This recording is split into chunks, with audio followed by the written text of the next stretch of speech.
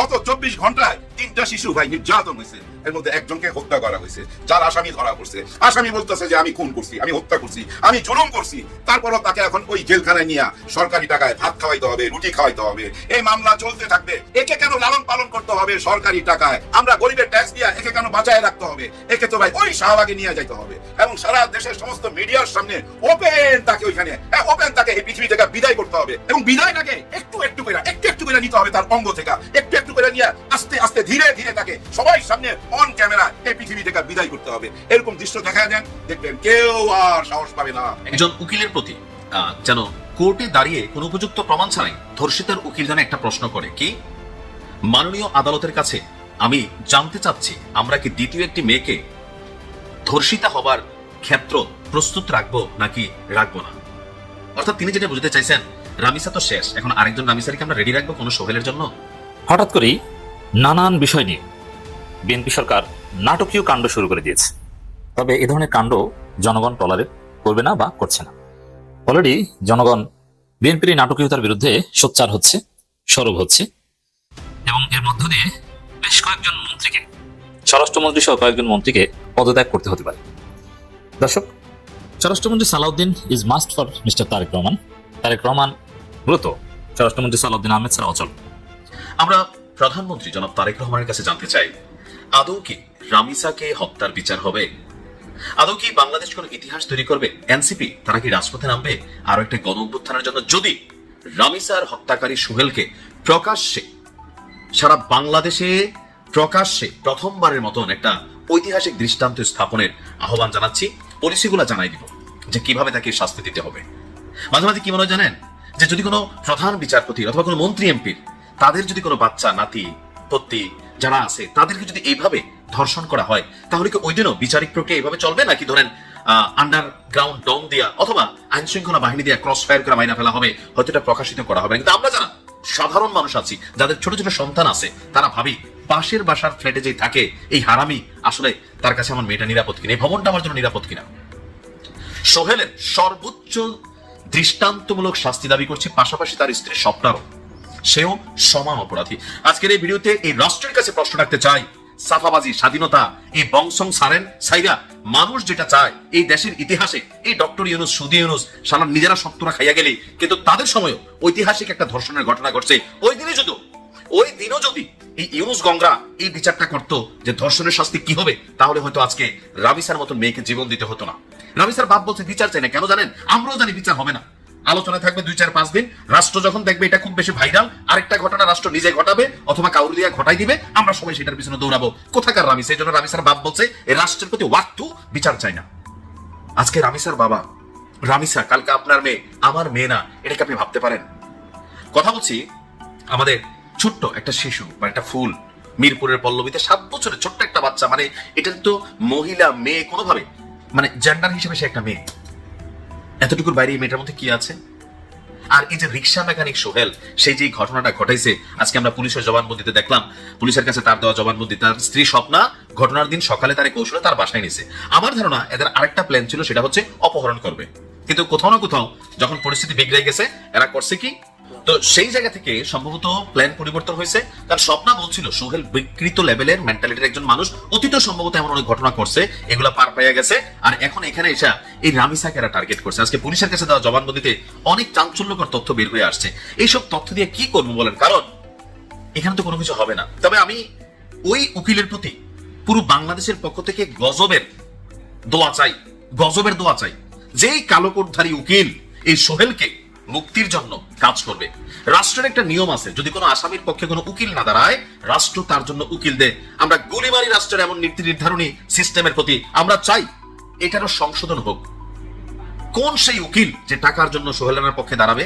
অনেক উকিল আছে, আর দিন শেষে কেউ না দাঁড়াইলে রাষ্ট্র দ্বারা করে দিবে। রাষ্ট্রের আইন জনগণের জন্য, জনগণের আইনকে প্রত্যাখ্যান করে।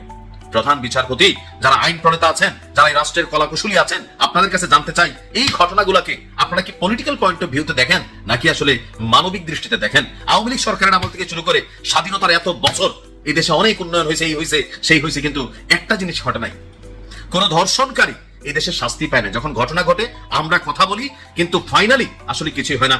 তবে আমি একটা আহ্বান জানাতে চাই, যদি রামিসা হত্যার দৃষ্টান্তমূলক বিচার না হয়, সারা বাংলাদেশের কন্টেন্ট ক্রিয়েটাররা আমরা আমাদের জায়গা থেকে এটা নিয়ে কিন্তু ভাই খেলবো।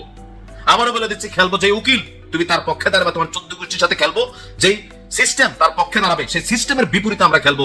কন্টেন্ট ক্রিয়েটার হিসাবে আমি আমার জায়গা থেকে ওয়াদা করে গেলাম, কারণ আমার নিজের একটা মেয়ে আছে 9 বছরের, আমি তার নিয়ে ভয় পাচ্ছি। পাশ্চাত্যের আভিজাত্যের জীবন ছেড়ে আমি এখন নিজে বাংলাদেশে আছি। আমি তো ভাই গ্যারান্টি দিতে পারি না আমার বাচ্চার সাথে কি ঘটবে। সো আমরা যারা কন্টেন্ট ক্রিয়েটার আছি, অনেকে আমার ভিডিও দেখেন, এটা নিয়ে আমরা কিন্তু একটা মুভমেন্টে যাব, সারা বাংলাদেশ কাঁপাবো। সরকার সাধু সাবধান হয়ে যান, কিন্তু এইটা নিয়ে কোন রকম 900 মার্কা পলিটিক্যাল বক্তব্য দিবেন, বাঙালি এবার জায়গা উঠবে। কারণ রামিসার পর টার্গেট কে? আজকে এই সোহেল রিক্সা মেকানিক, হাজার সোহেল আমার আপনার আশেপাশে ঘাপটি মেরা বসে আছে ভদ্রলোকের বেশে। হাজারো স্বপ্ন রামিসার মায়ের সাথে পাশের বাসার ভাবি হিসাবে পরিচয়, আপনি বিশ্বাস করতেছেন পাশের বাসায় যাচ্ছে, এখন না যাইও কি পারবে? কিন্তু ভয় তৈরি করতে হবে। ঘটনা কি করতে হবে? আমরা একটা আইডিয়া সরকারের দিয়ে দিই, রেসকোর্স ময়দানে তারা লটকাইতে হবে। সারা বাংলাদেশের কন্টেন্ট ক্রিয়েটার থেকে শুরু করে টেলিভিশন চ্যানেলগুলো লাইভ ব্রডকাস্ট করবে। মানবাধিকার কমিশন কথা তুললে তাদের মায়েরে বাপ কইরা ফুড়া কইরা দিতে হবে। সোজা কথা, বাঙালি কি পারে? মানবাধিকার কমিশনের মায়েরে বাপ, এরা আবার আসে এগুলোর মধ্যে। তারপরে করতে হবে কি?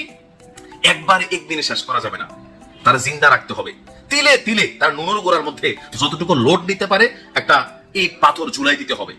বাচ্চাদের জন্য এখানে আয়োজন থাকবে, নিচের থেকে জুতার ভিতরে ঘু বইরা পিন ভইরা এখানে নিচের থেকে ঢিল মারতে, যে ঢিল লাগাইতে পারবে প্রয়োজনে কন্টেন্ট ক্রিয়েটর হিসেবে আমরা যারা আছি, আর কেউ না দিলে আমি দিব। প্রতি ঢিলে মনে করলেন 10 টাকা, গরিব মানুষ কম মাইরের সমস্যা নাই, বেশি মারলে তো দিতে পারবো না, পরে কবেন জবান লাইরা ফেলছেন। এরপরে তারা মনে করলেন যে এরকম বাইধা রাখবে, সারা বাংলাদেশ দেখবে, সে পানি পানি করবে, আমরা পানি দিব না, কাউ আসবে, চিলা আসবে, ঠোকর দিবে, তারপর তার নুনুর গোড়ার মধ্যে নাগা মরিচের পেস্ট করে একটু একটু করে আমরা লাগাই দিব, সে চিল্লাবে আর আমরা সেখানে হাততালি দিব। সারা বাংলাদেশে যে লুকায়িত সোহেল গুলো আছে, রিক্সা মেকানিক, আর যেই মেকানিক হোক, যেই বেশে হোক, অনেক ভদ্রলোক এই কাজ করে, তারা দেখবে দিনের যতক্ষণ তার দম না যায়, প্রতিদিন তার নুনুর গুলোতে নাগা মরিচ পেস্ট দিতে হবে। এটা যদি এই বাংলাদেশে একবার করতে পারে, এটা গুলি করবেন, মরে যাবো না ভাই। তার মৃত্যু এত সহজেই দেশ হইতে দিবে না। এটা ব্রডকাস্ট হইতে থাকবে, তারপর ড্রোনের মধ্যে লাগাইয়া তার কাছে মাইক পাঠানো হবে, সোহেল কেমন লাগছে, রাগ করলা?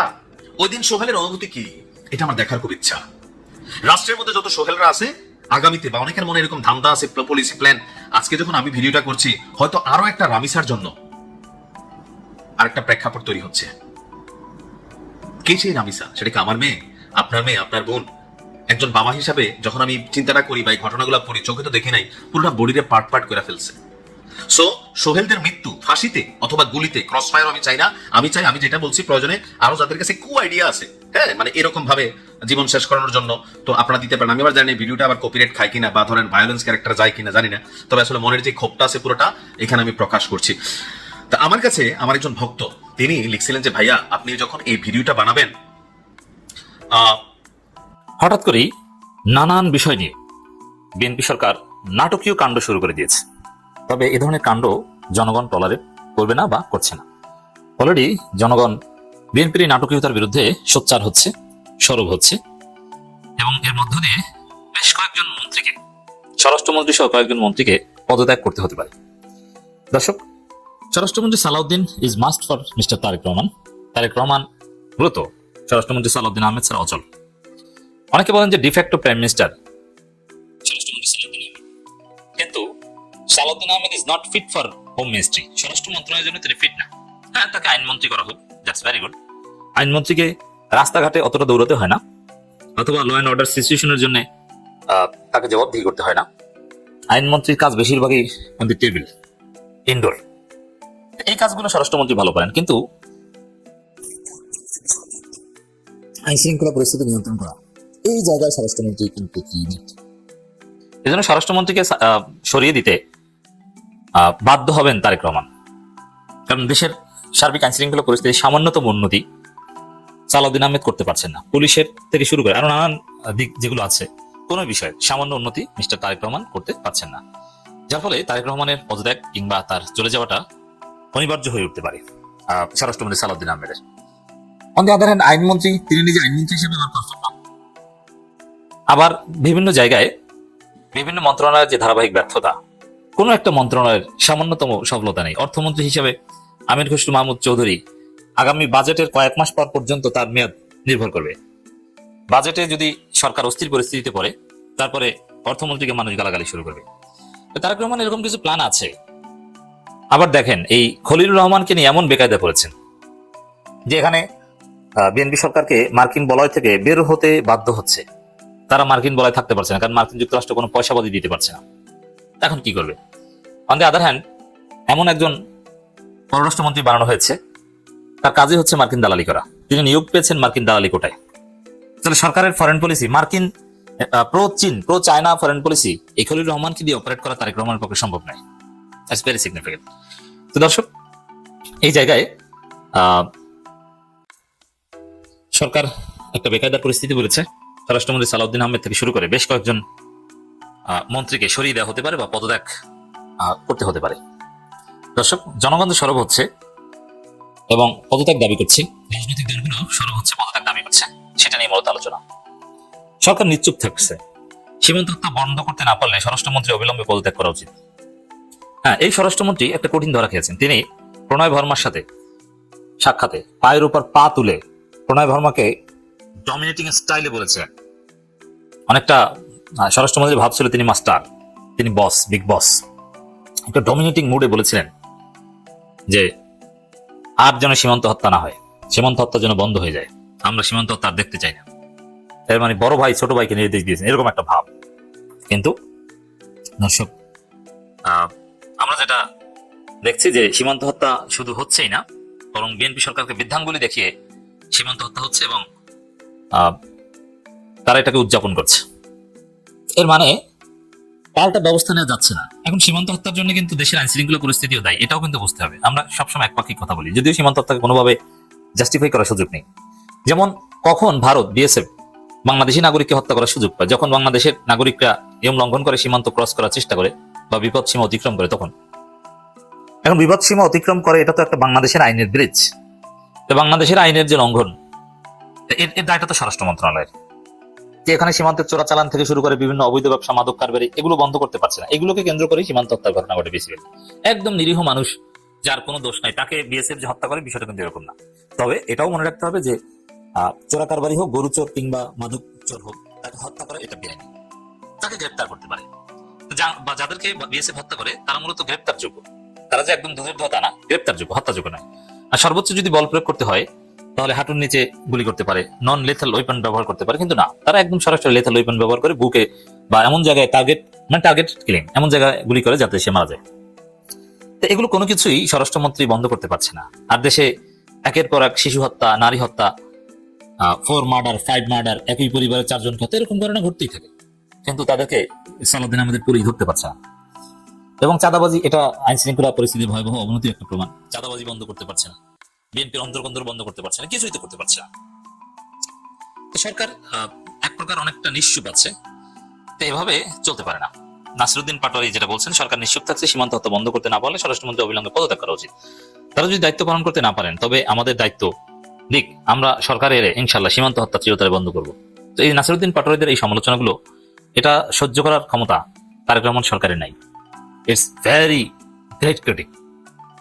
যখন আপনারা না পারলে আমাদেরকে দায়িত্ব দেন, এই ধরনের কথা বলে, তখন সরকারের নৈতিকতা মারাত্মকভাবে প্রশ্নবিদ্ধ হয়, নৈতিক বল থাকে না, চ্যালেঞ্জের মুখে পড়ে যে না, এটা আমাদেরকে করে দেখাতে হবে। কারণ বিরোধী দল তো বলছে যে আপনারা না পারলে আমাদেরকে দায়িত্ব দেন, আর এখানে জাতীয় সরকারের বিষয়ে আলোচনা হচ্ছে। এটা বিএনপির জন্য যথেষ্ট বিব্রতকর পরিস্থিতি। At the end of the day আমরা যেটা লক্ষ্য করছি, আমাদের কাছে কিছু তথ্য আছে যে কয়েকজন মন্ত্রীকে তারেক রহমান পদত্যাগ করাতে পারেন বা সরিয়ে দিতে পারেন বা সাফল করতে পারেন, এক মন্ত্রণালয় থেকে আরেক মন্ত্রণালয়ে, এরকম কিছু ঘটনা ঘটতে পারে। দর্শক, শুধু এটা না, আরো নানান বিষয়ে নাসিরউদ্দিন পাটোয়ারিরা মুখ খুলছেন। গণভোটের রায় বাস্তবায়ন না করলে সরকারকে রেড কার্ড দেখানো হবে। তো গণভোটের রায় বাস্তবায়ন করতে বাধ্য হবে। আমি আগেই বলেছি যে গণভোটের রায় এটা মাস্ট, এটা বিএনপি সরকারকে বাস্তবায়ন করতে হবে। বাট গণভোটের রায় বাস্তবায়ন করতে হলেও কিছু কয়েকজন মন্ত্রীকে সরাতে হবে। কারণ সোফার আইনমন্ত্রী যেসব ব্যাখ্যা দিয়েছেন, ওইসব ব্যাখ্যার পর এই আইনমন্ত্রী হাত ধরে যদি জুলাই সনদ বাস্তবায়ন করা হয়, গণভোটের রায় বাস্তবায়ন করা হয়, কারণ এই আইনমন্ত্রী গণভোটের বিরুদ্ধে বলেছেন, গণভোট, জুলাই সনদ, এগুলোকে প্রতারণা বলেছেন। এই জন্য নতুন আইনমন্ত্রীকে দিয়ে জুলাই সনদ বাস্তবায়ন করাতে হবে, নইলে এক এক সময় এক এক কথা বা ওয়েট থাকে না। বা এই আইনমন্ত্রী যে লাইন ক্রস করেছেন তার পক্ষে ইটস ভেরি টাফ। এরপরে দর্শক, স্বরাষ্ট্রমন্ত্রী তিনি আইনি ব্যাখ্যা যেভাবে দিয়ে আসছেন, তাকে হয় আইন মন্ত্রণালয়ে আনতে হবে, অথবা এখানে একদম থার্ড কাউকে আনতে হবে। তো সব মিলিয়ে পরিস্থিতি যা দেখছি বা রাজনীতিতে যে পরিস্থিতি তৈরি হচ্ছে, বেশ কয়েকজন মন্ত্রীকে পদত্যাগ করতে হতে পারে বা বেশ কয়েকজন মন্ত্রী পদত্যাগ করতে বাধ্য হতে পারে এবং সেটা উচিত। গত 24 ঘন্টায় 3টা শিশু ভাই নির্যাতন হয়েছে, এর মধ্যে একজনকে হত্যা করা হয়েছে, যার আসামি ধরা পড়ছে। আসামি বলতেছে যে আমি খুন করছি, আমি হত্যা করছি, আমি জুলুম করছি। তারপরও তাকে এখন ওই জেলখানায় নিয়ে সরকারি টাকায় ভাত খাওয়াইতে হবে, রুটি খাওয়াইতে হবে। এই মামলা চলতে থাকবে। একে কেন লালন পালন করতে হবে সরকারি টাকায়? আমরা গরিবের ট্যাক্স দিয়ে একে কেন বাঁচায় রাখতে হবে? একে তো ভাই ওই শাহবাগে নিয়ে যাইতে হবে এবং সারা দেশের সমস্ত মিডিয়ার সামনে ওপেন তাকে ওইখানে ওপেন তাকে এই পৃথিবী থেকে বিদায় করতে হবে এবং বিদায়টাকে একটু একটু করে নিতে হবে তার অঙ্গ থেকে, একটু একটু করে নিয়ে আস্তে আস্তে ধীরে ধীরে তাকে সবাই সামনে অন ক্যামেরা এই পৃথিবী থেকে বিদায় করতে হবে। এরকম দৃশ্য দেখা দেন, দেখবেন কেউ আর সাহস পাবে না, ভয় ঢুকে যাবে। আসিফ নজরুল সেদিন যদি ওই বিচারটা কইরা ফেলতে পারতো, ওইখানে কি না করতো ডক্টর ইউনূস যে না এই বিচারটা কইলো না, 3 মাসের মধ্যে যদি ওই বিচারটা করতে পারতো না, আজকে এই বাবা বলতো না যে আমি বিচার চাই না। কারণ তোমরা 15 দিন পরই ভুলা যাইবা, এই বিচার হবে না কোনোদিন, নতুন আরেকটা ঘটনা আসবে, সেটা নিয়ে তোমরা আলোচনা করবা। আমার মেয়ের কথা তোমরা কেউ মনে রাখবা না। আরে আমার 7 বছর, আমি 7 বছর তারে বুকে নিয়ে ঘুমাইছি, এখন আমি কিভাবে ঘুমাবো বলে কাঁদতেছে, চিৎকার করতেছে। কিন্তু সরকার কোথায়? সরকার বলতে আমি মনে করি স্বরাষ্ট্রমন্ত্রী সাহেব আপনি কোথায়? আপনি নীরব কেন? আপনার তো উচিত ছিল ওই বাবার কাছে চলে যাওয়া, ওই বাবাকে বলা হ্যাঁ আমরা বিচার করবো এবং এই বিচার করে দেখাইতেছি 7 দিনে তাহলে 3 মাসের মধ্যে। আপনারা সবাই মিলে একটা আইন পাস করেন না, ইমার্জেন্সি ডাকেন সংসদের সবাইকে, সবাই মিলে আইন পাস করলেই তো হয় যে আমরা 90 দিনের মধ্যে এই বিচার কার্য শেষ করবো এবং এই বিচারের রায় হবে ওই শাহবাগে। ওপেন, শুধু ওপেন বিচার করতে হবে। আপনারা আইন পাস করে নিলেই তো হয়। হয়তো আপনারা এটাও বলতে পারেন যে আমরা ঘরে ঘরে যাই কি পাহারা দেবো? ওই যে সাগর রুমি হত্যা মামলার সময় কি বলছিল শেখ হাসিনা যে আমরা কি ঘরে ঘরে যাই পাহারা দেবো, ঠিক এই কথা আপনারা কি বলবেন? নিশ্চয়ই কথা বলা উচিত হবে না। এই ধরনের কথা না বইলা আপনারা অ্যাক্টিভ হন। ওই যে আপনি বলছিলেন মাদক নিয়ে জিরো টলারেন্স, আর মাদক মাইনা নেওয়া হবে না। এরপরে কি মাদক থামছে? এই যে অমানুষটা এই নৃশংস কাজটা কিভাবে করতে পারছে? সুস্থ মস্তিষ্কে? না, একদমই না। মাদকের এফেক্ট, মাদক ছায়া গেছে তো এই পশুগুলার পাশে অনেকেই কালো কোট পয়রা এসে দাঁড়ায় যায় তাদেরকে বাঁচাইবার জন্য। এরা তখন বাঁচার জন্য জমি বাড়ি সবকিছু বেচা মামলা চালাইতে থাকে। আমি একবার শুনছিলাম একজন উকিলের মুখে, উনি বলতেছিল কি ভয়াবহ কথা শুনেন। উনি কি বলতেছে, যে মারা গেছে সে তো মহিলাই গেছে, আর যে জীবিত আছে তাকে মাইরা ফেলাইতে হবে কেন, তাকে হত্যা করতে হবে কেন? আইন তাকে বাঁচার অধিকার তো দেয়। এরকম যুক্তি দিতেছিল। চিন্তা করছেন কি ভয়াবহ কথা? জুলুমকারী নিজে বলতেছে আমি জুলুম করছি।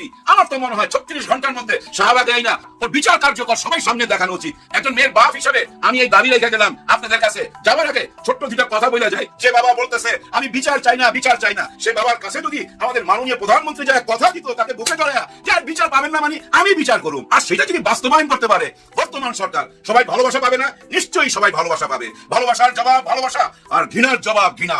বেশ কয়েকজন মন্ত্রীকে, স্বরাষ্ট্রমন্ত্রী সহ কয়েকজন মন্ত্রীকে পদত্যাগ করতে হতে পারে। দর্শক, স্বরাষ্ট্রমন্ত্রী Salahuddin is must for mister Tarique Rahman. Tarique Rahman মূলত স্বরাষ্ট্রমন্ত্রী সালাউদ্দিন আহমেদ ছাড়া অচল। অনেকে বলেন যে ডিফ্যাক্টো প্রাইম মিনিস্টার স্বরাষ্ট্রমন্ত্রী সালাউদ্দিন আহমেদ, কিন্তু Salahuddin Ahmed is not fit for home ministry. স্বরাষ্ট্র মন্ত্রণালয়ের জন্য তিনি ফিট না। হ্যাঁ, তাকে আইনমন্ত্রী করা হোক, দ্যাটস ভেরি গুড। আইনমন্ত্রীকে রাস্তাঘাটে অতটা দৌড়াতে হয় না, অথবা ল অ্যান্ড অর্ডার সিচুয়েশনের জন্য তাকে জবাবদিহি করতে হয় না। আইনমন্ত্রীর কাজ বেশিরভাগই অন দি টেবিল, ইনডোর।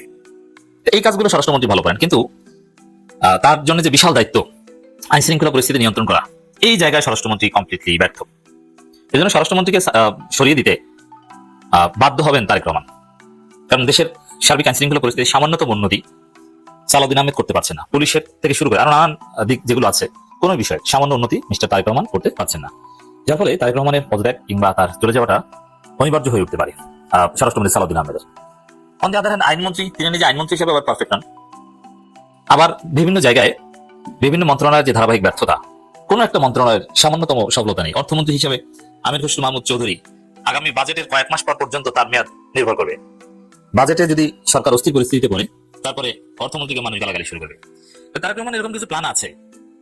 আবার দেখেন, এই খলিলুর রহমানকে নিয়ে এমন বেকায়দা করেছেন যে এখানে বিএনপি সরকারকে মার্কিন বলয় থেকে বের হতে বাধ্য হচ্ছে। তারা মার্কিন বলয় থাকতে পারছে না, কারণ মার্কিন যুক্তরাষ্ট্র কোনো পয়সাপাতি দিতে পারছে না। এখন কি করবে?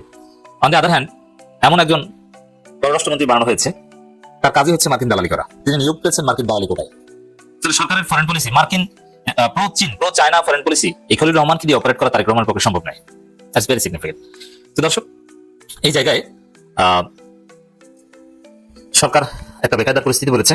স্বরাষ্ট্রমন্ত্রী সালাউদ্দিন আহমেদ থেকে শুরু করে বেশ কয়েকজন মন্ত্রীকে সরিয়ে দেওয়া হতে পারে বা পদত্যাগ করতে হতে পারে। দর্শক, জনগণ সরব হচ্ছে এবং পদত্যাগ দাবি করছে, রাজনৈতিক দলগুলো সরব হচ্ছে, পদত্যাগ দাবি করছে, সেটা নিয়ে মূলত আলোচনা। সরকার নিশ্চুপ থাকছে। সীমান্ত হত্যা বন্ধ করতে না পারলে স্বরাষ্ট্রমন্ত্রী অবিলম্বে পদত্যাগ করা উচিত। হ্যাঁ, এই স্বরাষ্ট্রমন্ত্রী একটা কঠিন ধরা খেয়েছেন। তিনি প্রণয় ভার্মার সাথে সাক্ষাতে পায়ের উপর পা তুলে প্রণয় ভার্মাকে ডমিনেটিং স্টাইলে বলেছিলেন। অনেকটা স্বরাষ্ট্রমন্ত্রী ভাবছিল তিনি মাস্টার, তিনি বস, বিগ বস। একটা ডমিনেটিং মুডে বলেছিলেন যে আর যেন সীমান্ত হত্যা না হয়, সীমান্ত হত্যা যেন বন্ধ হয়ে যায়, আমরা সীমান্ত হত্যা আর দেখতে চাই না। তার মানে বড় ভাই ছোট ভাইকে নির্দেশ দিয়েছেন, এরকম একটা ভাব। কিন্তু দর্শক, আমরা যেটা দেখছি যে সীমান্ত হত্যা শুধু হচ্ছেই না, বরং বিএনপি সরকারকে বিধান বলে দেখিয়ে সীমান্ত হত্যা হচ্ছে এবং তারা এটাকে উদযাপন করছে। এর মানে পাল্টা ব্যবস্থা নেওয়া যাচ্ছে না। এখন সীমান্ত হত্যার জন্য কিন্তু দেশের আইন শৃঙ্খলা পরিস্থিতিও দায়ী, এটাও কিন্তু বুঝতে হবে। আমরা সবসময় একপাক্ষিক কথা বলি, যদিও সীমান্ত হত্যাকে কোনোভাবে জাস্টিফাই করার সুযোগ নেই। যেমন কখন ভারত বিএসএফ বাংলাদেশি নাগরিককে হত্যা করার সুযোগ পায়, যখন বাংলাদেশের নাগরিকরা নিয়ম লঙ্ঘন করে সীমান্ত ক্রস করার চেষ্টা করে বা বিপদ সীমা অতিক্রম করে তখন। এখন বিপদ সীমা অতিক্রম করে, এটা তো একটা বাংলাদেশের আইনের ব্রিজ।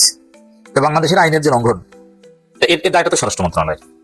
যে এখানে সীমান্তের চোরাচালান থেকে শুরু করে বিভিন্ন অবৈধ ব্যবসা, মাদক কারবারি, এগুলো বন্ধ করতে পারছে না। এগুলোকে কেন্দ্র করে সীমান্ত হত্যার ঘটনা ঘটে বিএসএফ।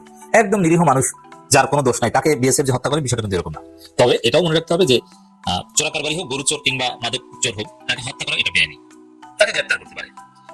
যাদেরকে বিএসএফ হত্যা করে তারা মূলত গ্রেপ্তারযোগ্য, তারা যে একদম দুধের দোয়া তা না, গ্রেপ্তারযোগ্য, হত্যাযোগ্য নয়। আর সর্বোচ্চ যদি বল প্রয়োগ করতে হয় তাহলে হাঁটুর নিচে গুলি করতে পারে, নন লেথাল ওয়েপন ব্যবহার করতে পারে। কিন্তু না, তারা একদম সরাসরি লেথাল ওয়েপন ব্যবহার করে বুকে বা এমন জায়গায় টার্গেট কিলিং, এমন জায়গায় গুলি করে যাতে সে মারা যায়। তো এগুলো কোনো কিছুই স্বরাষ্ট্রমন্ত্রী বন্ধ করতে পারছে না। আর দেশে একের পর এক শিশু হত্যা, নারী হত্যা, 4 মার্ডার 5 মার্ডার, একই পরিবারের 4 জন হত্যা, এরকম ঘটনা ঘটতেই থাকে।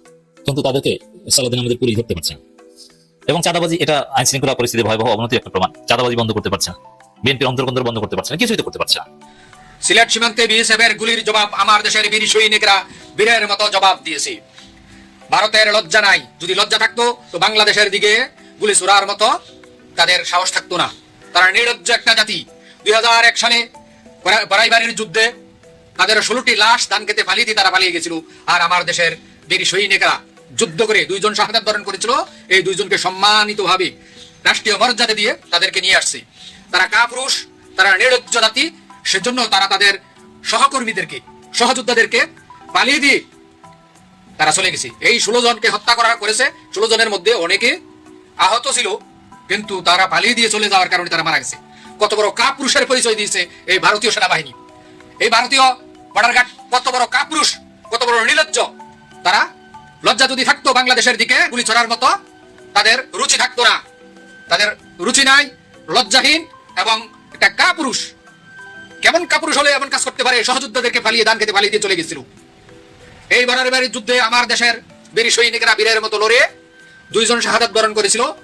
তার সহযোদ্ধারা তাকে রাষ্ট্রীয় মর্যাদা দিয়ে সেখান থেকে নিয়ে আসছিল। আর ওই কাপুরুষের বাচ্চারা তাদের লাশগুলিকে ধান খেতে পালিয়ে দিয়ে চলে গেছিল। অনেকে আহত ছিল, পরে মারা গেছে। কিন্তু এই কাপুরুষের যাত্রা যদি তাদেরকে নিয়ে যেত তাহলে হয়তো 2 জনকে বাঁচানো যেত। কিন্তু এই কাপুরুষের পরিচয় দিয়ে সীমান্তে আসে বাংলাদেশের সাথে যুদ্ধ করতে। আমার দেশের দিকে যদি একটা গুলি ছোড়া হয়, ভারতের দিকে 10টা গুলি ছোড়া হবে। আমার বাংলাদেশের একটা সৈনিককে হত্যা করা হলে ভারতের 10টা সৈনিককে হত্যা করা হবে। আমার দেশের একটা নিরীহ মানুষকে এই নরফিসাররা যদি গুলি করে হত্যা করে, তাহলে ভারতের 10টা সৈনিককে হত্যা করব। আমরা সাধারণ নিরীহ ভারতীয়দেরকে হত্যা করব না, কারণ একটা নিরীহ মানুষের কোনো অপরাধ নাই। তারা নিরীহ মানুষগুলি তারা জীবিকা অর্জনের জন্য তারা হয়তো গরু রাখাল অথবা ক্ষেত খামারি তারা কাজ করতে যায়, তখন এই ভারতীয় কাপুরুষের বাচ্চারা নরপশুরা গুলি করে তাদেরকে হত্যা করি। আমার দেশের একটা শিশু ফেলানিকে হত্যা করে তারা কাঁটাতারে ঝুলিয়ে রেখেছিল। ইনশাআল্লাহ 100 বছর পরে হলো আমরা এই ফেলানি হত্যার বিচার করবই করব ইনশাআল্লাহ। হিন্দু হওয়ার জন্য যদি কোনো মুসলমান ভাইকে ঘৃণা করতে হয়, আমারে মাফ করবেন, আপনি হিন্দু হতে পারেন না, আপনি কোন সরকারের পালিত কুকুর। এই কথাটা তিনি বলতেছেন যে একজন হিন্দু প্রমাণ করার জন্য যে আমি পাক্কা হিন্দু, মুসলমানকে ঘৃণা করতে হবে। আপনি হিন্দু না, আপনি দলের দালালি করতেছেন। কত সুন্দর কথা বলছেন, মাশাআল্লাহ ভাই, তোরে সেলুট। প্রিয় দর্শক মণ্ডলী, টাইটেল এবং থাম্বনেল দেখে আপনারা কিছুটা অবাক হয়েছেন। শুভেন্দু অধিকারী মারা গেছে, তাই না? কেন লিখলাম? স্ক্রিনে একটা ভিডিও চিত্র আপনারা দেখতে পাচ্ছেন। খামারে অনেকগুলো গরু অসুস্থ অবস্থায় পড়ে আছে। কয়েকদিন আগেও ভিডিওতে দেখলাম রাস্তায় গরু ছেড়ে দিচ্ছে। অনেক ধরনের ভিডিও আমরা দেখতে পাচ্ছি সোশ্যাল মিডিয়ায় পশ্চিমবঙ্গের যে অবস্থা। বিশেষ করে শুভেন্দু অধিকারী মুখ্যমন্ত্রী হওয়ার পর থেকে ভারতের পশ্চিমবঙ্গে মুসলমান হিন্দুর যে একটা দাঙ্গা লাগানোর একটা চেষ্টা করা হচ্ছে, এটাতে কতটুকু তারা সাকসেস হবে জানি না। তবে এই যে শুভেন্দু অধিকারী মৃত্যুবরণ করছে, এই কথাটা লেখার পিছনে একজন মুসলমান হিসেবে না, একজন হিন্দু ভাইয়ের উপর আমার ধর্ম আমাকে কি শিক্ষা দেয় যে কারুর ধর্মের উপর জুলুম করো না। একজন হিন্দু ভাই হাজার হাজার টাকা ঋণ করে গরু লালন পালন করছে, কুরবানিতে মুসলিমদের কাছে বিক্রি করে কিছু অর্থ উপার্জন করবে, সেই মানুষগুলারে বিষ খাওয়ায়া মারার অবস্থা করছে শুভেন্দু। এই সকল মানুষ এখন রাস্তায় নামতেছে, গরু মরতেছে, মুসলমানদেরকে অত্যাচার করতেছে, এই ব্যক্তি বেঁচে থেকেও মরে গেছে। দুদিন আগেও রাস্তায় রাস্তায় হকারি করতো, এখন মুখ্যমন্ত্রী হয়েছে, কয়দিন টিকতে পারবে আমি জানি না। তবে এই ব্যক্তিটা যদি মারা যায়, যারা ভোট দিয়ে তারে নির্বাচিত করছে, সেই হিন্দু সম্প্রদায়ের মানুষরা অনেক খুশি হবে আমি মনে করছি। কারণ হিন্দু ভাইরা যেভাবে তার বিরোধিতা শুরু করেছে, মানুষ শুধু বেঁচে থাকলে সে বাঁচে না। আমাদের হাদি ভাই মারা গেছে, শহীদ শরীফ ওসমান হাদি, কিন্তু আমাদের কাছে তিনি এখনো জীবিত। হাজার হাজার বছর তিনি কবিতায়, গানে, স্মৃতির পাতায়, বইয়ের পাতায়, মানুষের মুখে মুখে সে থাকবে, মানুষের অন্তরে, মানুষের দোয়ায় সে থাকবে। কিন্তু মানুষ ক্ষমতা পেলে এই নষ্ট রাজনীতি কেন করে? ক্ষমতা কি চিরস্থায়ী? নরেন্দ্র মোদী সারা জীবন বাঁচবে? শুভেন্দু অধিকারী আপনি সারা জীবন বাঁচবেন? এই যে আপনার ধর্মের মানুষদেরকে আপনি কষ্ট দিচ্ছেন, এই নিয়মটা গোমাতা কি?